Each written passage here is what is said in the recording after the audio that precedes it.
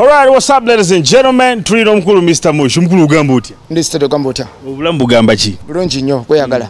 Kulika akalulu. Nakavudde mu bake kankulise. Yakaluke kankulise. Okay. Pana den katwala ganya.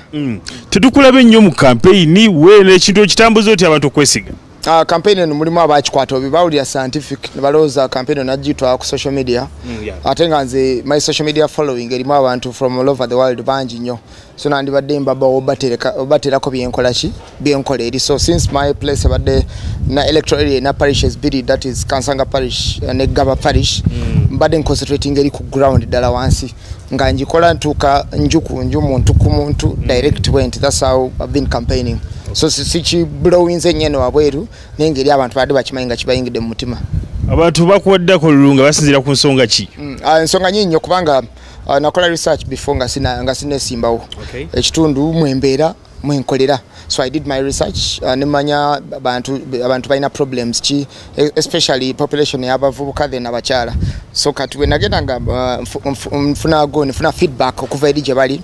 I designed my manifesto something like 2 years ago. Nengenda nga ntambuliroko. So kati abantu kyebasinza okunesiga ko nti naba promises especially abavubuka problem yabwe esinga obulungi ebadde ya unemployment. Nebaganze sijje naba promising mirimu ngenda baleetera abantu bagenda baskilling kuba skills. Skills tyanga baba somesa. Nga basomesa skills nyine skills nyingi biri mungi omuntu kyaso okuyiga. Waliwo abantu ebintu bibazalawa, for example ekitunga okuyiga okufumba, okubakinga, okukola carpentry, okukola metalworks, bintu bingi nnyo like skills ezenjawulo n'aba sports benyine bafunira abantu abakola ki abayamba ko ba training. So bina basubiza nasingo basubiza nembalaganze ngena bakolera ekyo part eddako tunalaba ate ekyo okukola. Then abakyala abasinga bali in my area, especially those abali mu marketplaces. Bade bakola nenga bagamba sometimes working capital taba mungi nnyo ekiri awo. So nga ateri ku city hall waliyo accessibility oba waliyo access to funds eziyamba abantu ngabo. So nga kibalina okukola muntu bakola kiba connectinga. Baga all you have to do is to mumbera solitary tobera bwomu no ganto ja kwemalirira. Baga always mama kola mwekole mu magament, for example ba food vendors ife tuli wano. Batunda vegetables tuli wano, batunda tulwano. So you organizing aba tuchipa changu nyo bayambako. Oluza abantu okuwa kalulu basinzira ku wave ya nupo baba kuwa gwenga omuntu. Bampa according to different factors. Kubana omuntu gona soka no ko introducinga. Nupo try tunajiwandisanga pate. That was the first time I introduced myself. Tugenda okutuka no Twitter nemu vetting nempitamu nga already I introduced myself nembaga ngenda kola question. So it's a combination of factors. I was the very first person to approach them. Nembaga I'm coming for LC5 abagenza okujja nga ekintu kikoze eki. But of course twatuse ku time okulonda. Of course Nup was also a factor. Nup was a factor simply because ibadde standing for the common man nga omuntu ataina hope agamba where do we get hope twetwaga kulaba something new, something fresh. Namanya tulina okutandika okizimba from down okudda waggulu. So factors abadde zabadde factors nga 3. Okay, abantu gye weesimbye LC5 afuna sentiment. LC5 for starters is sent as the public by the was nonyako the public waliwo eza salary nobawo zebaita gondi no allowances nobawo ne zona amuwozi gata sitting is a committee kati nganze I'm chasing over speaker kubanga basically my job is to talk and speak kusinga I'm chasing over speaker no ate bwine byabwe bigenderako. So ekintu kiri public wana tutuse bajazi publishing buli mwazi Mandela LC5 afuna setemeka kubanga nze ekisizo kuntwale by the way factor bweba ya sente nga kyekikulu nnyo wanira benziruka ngenda mu parliament kwa mazima go kitungina kyogera parliament 90% atwagenda bagenda kola sente. That's a fact kubanga ebisere bisinga tuba tulina decisions etwaga okuyisaawo. Waliwo omuntu omu abatayaga decision ezo tezijja kukola ki tezijja kuyitawo. But of course ku city hall you impact people directly. Like omulimu gwe teguliko mbungange nentese embere yo ntuleyo. No, your job directly impacts people. So if you don't create that impact really positive mu bantu tunacho jakola, does not matter how much you're paid, but you won't do anything. And of course Sunday agadde kukwata linya nditeke ku line ngamba let me give up on everything I've done. Ate kangenda ate linya ndisige enfufu ndisabe ettaka bwenti. So the major factor is giving back to the community. Manye waliwo ekintu kyebayita legacy. Nti okoze yes, you've presented yes, you've entertained yes, now what? Muchaka umanyi that now what question. Omuntu yena ino jebuza no gamba chichendeseewo what example am I living? Okay. Well, mukwano go Ramiti. Ha, bitu ngati byagenze bulungi. Bizibu ki? That's life. My friend are taking a good step. Yeah. Nzina taking a step nemugaba manyi. Nze ngenda kuba LC5 councillor. Ngamba genda nze ndi honorable ngenda kuba gondi level yange ya MP. Though I thought for starters agenda kwesimbawo mu Kampala kubanga is a well known person mu Kampala. Very well known. Nina sona gamba kagene wakandinga ntomanya ninga agenda ngamba fena buli omwakola ekyo manyi mugenda ku lutalo mu lutabalo mwena mugenda with a hope to win. Of course yinzo koma ngoli okugulu bakutemyeko bomo oli amukubye oli na awangula. So mzeche message nyizo mowa ntino yebade first time yo kwesimbawo ekyo take heart ekintu next time ojano ekyo yakwanyizo kuwa for example mu wada nkunyingi yaliwo ku campaign ya Bobby yasoka ngagenda kuba MP. Yes.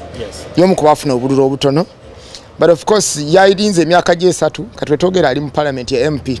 Segirinya, we've seen him na toba na kola kino na kola kinagena ku LC5 kuli agesoka ku 3 agena ku 5 agena ku MP na mugamba gotosura tunatuka tunabitokako. But of course obudde bwamazire butuka na yingira ki parliament. So one fall tayinza kulemesa muntu kola ki kuwangula. So kati that fall nchwa kati yafunye lessons nagamba what did I do wrong, what did I do good. Okay. Next time ajja kuba akyusamu. Well, as a leader bingi byogeddwe nti kulonda kuna abantu basinzidde nnyo ku kinyumo bajidde kuweevu olaba nga kino tekikoseemu ku balonzi. Ekyekinyumo nze ndi totally against the word ekinyumo kwa abantu abo bategeera manyo era badubira mawulire gadde gabiraga example baddewo olunaku lwe balonda ne Lord Mayor balonda kumpi 99% NUP councillors. But why do you think Mayor balonda wa FDC? Choka abaite bamanyi umbrella we ebyobufuzi olumu engeri gye tubira basije bibeera zali 3 osoka kubafia Lord Mayor. Yes. No Samu akalulu Lord Mayor yaliko ekisumuluzo nodda ku Lord Councillor it's church fechange na ono Samu nodda ku wabachala nokola ki no Samu.